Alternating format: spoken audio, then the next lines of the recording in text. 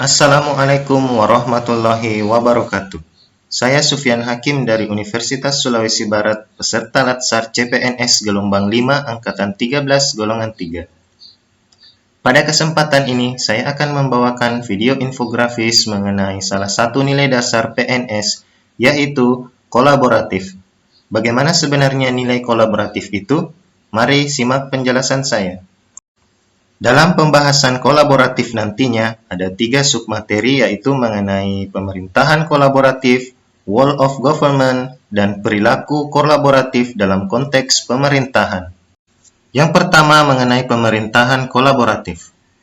Apa sih makna pemerintahan kolaboratif? Memiliki 2, yaitu arti sempit dan arti luas. Arti sempitnya, collaborative governance dalam artian sempit merupakan kelompok aktor dan fungsi. Sedangkan dalam arti luas, berarti kemitraan institusi pemerintah untuk pelayanan publik. Adalah sebuah pendekatan pengambilan keputusan, tata kelola kolaboratif, serangkaian aktivitas bersama di mana mitra saling menghasilkan tujuan dan strategi dan berbagi tanggung jawab dan sumber daya. Terkait hal ini, terdapat 6 kriteria penting untuk kolaborasi. 1. Forum yang diprakarsai lembaga publik atau lembaga.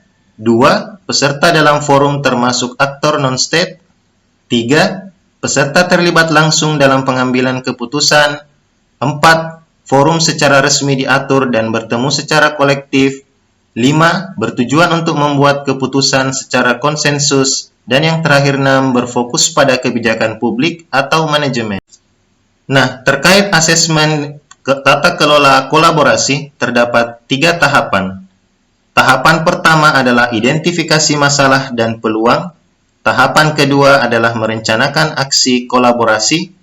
Tahapan ketiga adalah mendiskusikan strategi untuk memengaruhi.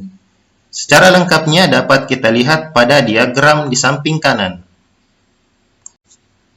Materi kedua mengenai whole of government atau yang biasa disingkat WOG adalah sebuah pendekatan penyelenggaraan pemerintahan yang menyatukan upaya-upaya kolaboratif pemerintahan dari keseluruhan sektor dalam ruang lingkup koordinasi yang lebih luas, guna mencapai tujuan bersama dalam bidang pembangunan kebijakan, pelayanan publik, manajemen program, dan pelayanan publik. Kemudian juga dikenal ada istilah interagensi atau sebutan lain untuk whole of government, yaitu pendekatan yang melibatkan sejumlah kelembagaan yang terkait dengan urusan-urusan yang relevan. WOG ini memiliki beberapa manfaat dan tentunya ada kelemahan. Manfaatnya antara lain adanya efisiensi, adanya sharing informasi, terbentuknya lingkungan kerja, adanya daya saing, lahirnya akuntabilitas, dan lahirnya koherensi kebijakan. Selain itu juga memiliki kelemahan, yaitu terkait dengan biaya, bisa timbulnya pemborosan, adanya duplikasi pekerjaan, inkonsistensi kebijakan, serta waktu penyelesaian layanan tertentu. Adapun aktivitas kolaborasi antar organisasi dapat terjadi melalui kerjasama informal, perjanjian bantuan bersama, memberikan pelatihan, menerima pelatihan, perencanaan bersama, menyediakan peralatan, menerima peralatan, memberikan bantuan teknis, menerima bantuan teknis, memberikan pengelolaan hibah, dan menerima pengelolaan hibah. Selanjutnya adalah terkait dengan konteks organisasi pemerintah. Kolaboratif itu memiliki faktor yang mempengaruhi keberhasilan dan juga memiliki faktor yang dapat menghambat kolaborasi antar organisasi pemerintah.